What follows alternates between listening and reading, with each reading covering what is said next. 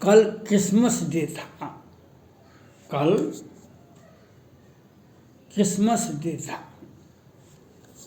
You love me, I love you. You love me, I love you. Christmas day का यही है। Bible में कहा गया है, गेहूं के दाने को अलग करने के लिए भूसी को अलग कर दो। गेहूं के दाने को निकालने के लिए भूसी को अलग कर दो। बाइबल को जब आप पढ़ेंगे उसमें यही कहा जाता है। आज मैं क्रिसमस डे के उपरांत अमेरिका के राष्ट्रपति जो बाइडेन साहब को कोटि कोटि धन्यवाद क्रिसमस डे के ऊपर दिया जाता है। राष्ट्रपति जो बाइडेन साहब ने जो अमेरिका का नेतृत्व किए हैं, उनके सामने विचित्र समस्या है।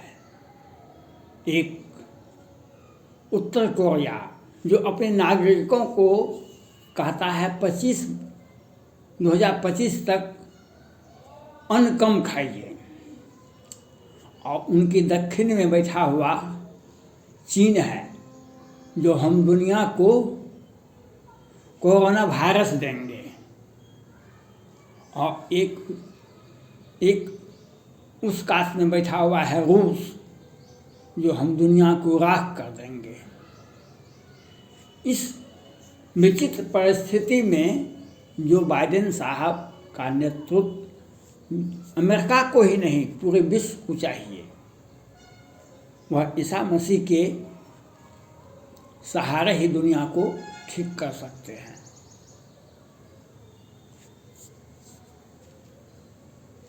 जो बाइडेन साहब से मेरा आग्रह है, जो जिस तरह से भारत के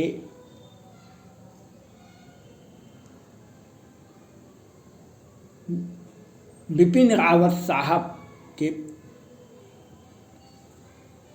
विमान को क्रैश कर दिया गया, रडार से मिसाइल से गोली दाग के, और हमारे भारत के बिपिन रावत साहब का देहांत हो गया। यह एक चुनौती है जो आतंकवाद का कितना बड़ा प्रभाव विश्व में पड़ा है।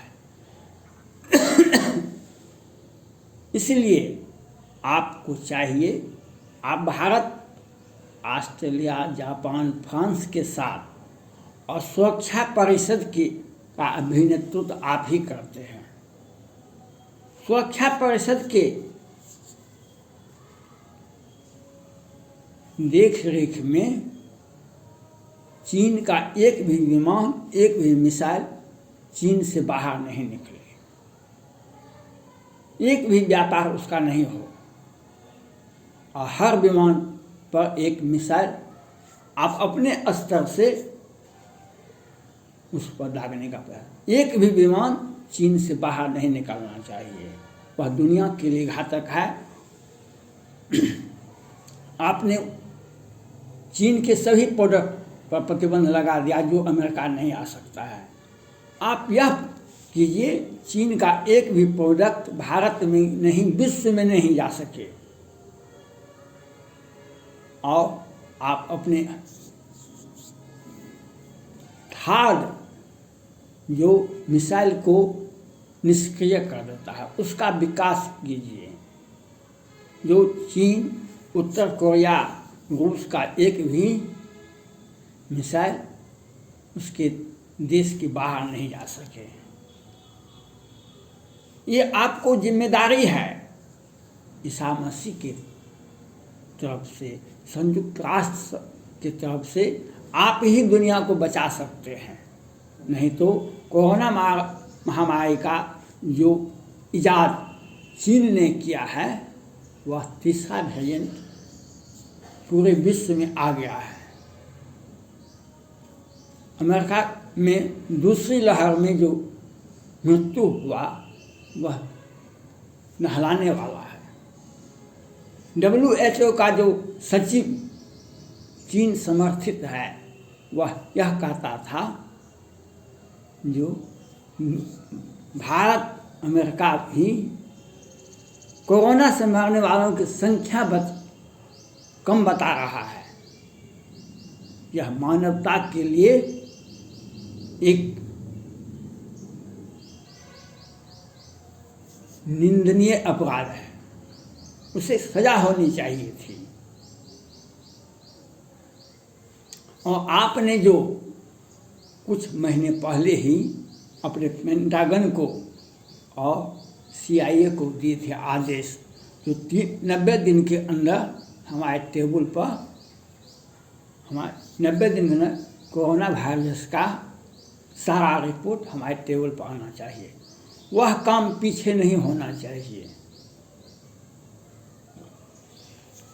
सैन्य क्षमता का क्वाड का जो आपने जो निर्माण किया है वह काबिल तारीफ है, उसके लिए आपको धन्यवाद का पात्र है। अब 4-5 देश मिल कर के चीन पर आक्रमण करेंगे तो चीन का जो विस्तारवादी नीति है, दक्षिण चीन सागर, हिंद महासागर या भारत या ताइवान, सब जगह वह मात खाएगा। और मेरा मानना है आप अपने हथियार का विकास करें, जो चीन का एक भी हथियार चीन से बाहर नहीं जा सके, सारा मिसाइल उसका निष्क्रिय हो जाए। देश में और विश्व में ईसा मसीह का एक संदेश यही था, you love me I love you. इसके लिए आपको आगे आना होगा, इसके लिए आपको काम करना होगा। और कोरोना वायरस तीसरा वेरिएंट आ गया है, इसका बचाव के लिए तो उपाय और दवाई का विकसित होना, वैक्सीन का विकसित होना तो अति आवश्यक है। लेकिन चीन को उस लेबोरेटरी में बम गिराना अति आवश्यक है, उस पर प्रतिबंध लगाना अति आवश्यक है। वह इसके बाद भी इजाद नहीं करे।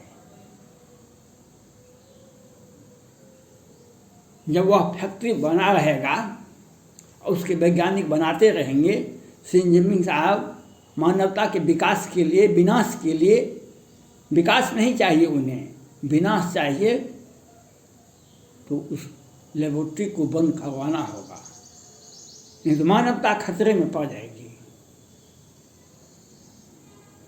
इसके लिए आपको आगे आना होगा। आपको ताइवान की रक्षा करना है, भारत से दोस्ती निभाना है, और विश्व में एक शक्ति संतुलन के साथ साथ शांति संतुलन अति आवश्यक है। इसके लिए आपको चीन को कंडोन करना पड़ेगा, चीन के बारे में आपको सोचना पड़ेगा। चीन का विस्तारवादी नीति भारत के लिए, फ्रांस के लिए, ऑस्ट्रेलिया के लिए ही नहीं बल्कि अमेरिका के लिए भी नाशक है। उस पर सोचना पड़ेगा। जिस तरह से जॉर्ज बुश साहब के समय में इराक, पाकिस्तान मिलकर के एक वर्ल्ड ट्रेड सेंटर पर हमला किया था, दुनिया तबाही मच गया था। लेकिन वह मामला शांत हुआ।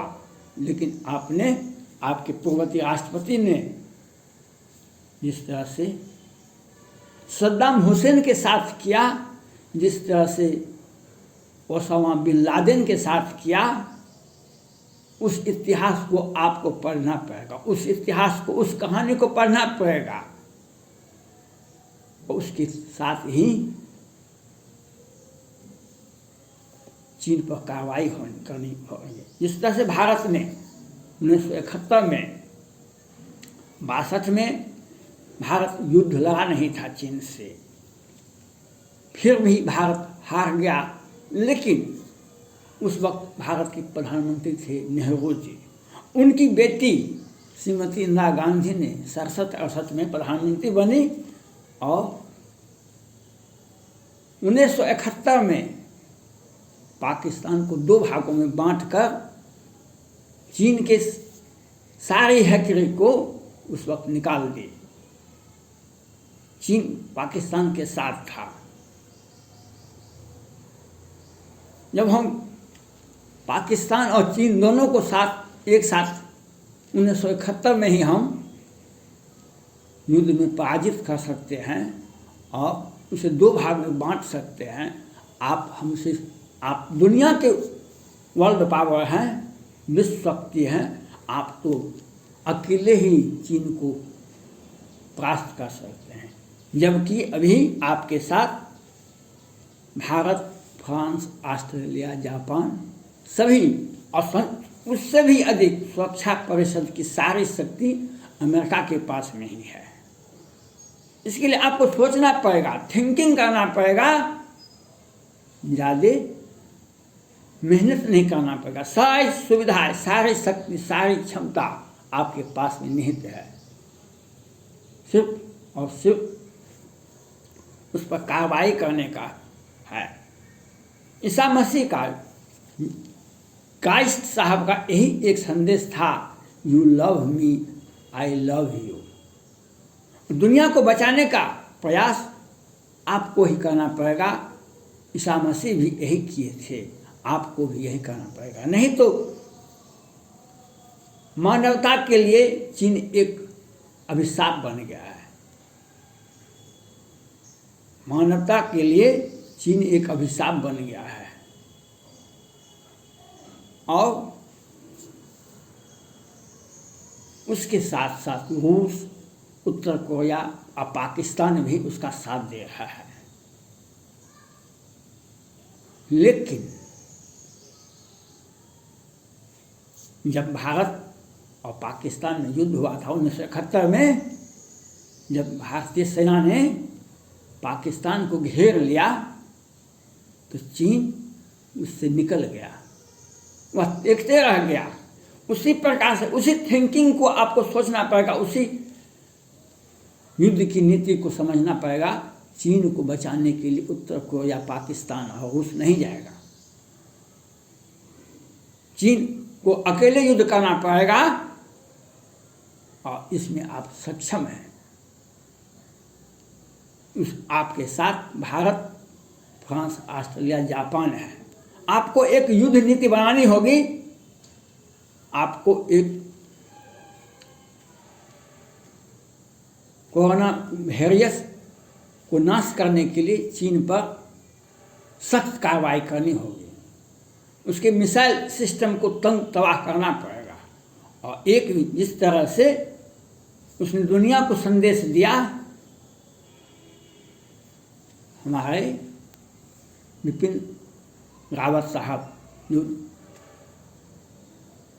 तीनों सेना के अंग के अध्यक्ष थे, उसी प्रकार से चीन का एक भी विमान चीन की धरती से बाहर नहीं निकल सके, उसके आकाश से बाहर नहीं निकल सके। उसकी सारी व्यवस्था को चौपट कर दीजिए।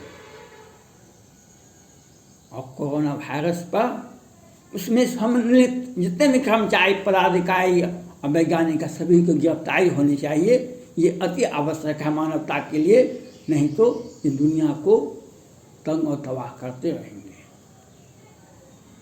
उसके साथ देने वालों पर भी कार्रवाई होनी चाहिए। ईसा मसीह का जो क्रिसमस डे आप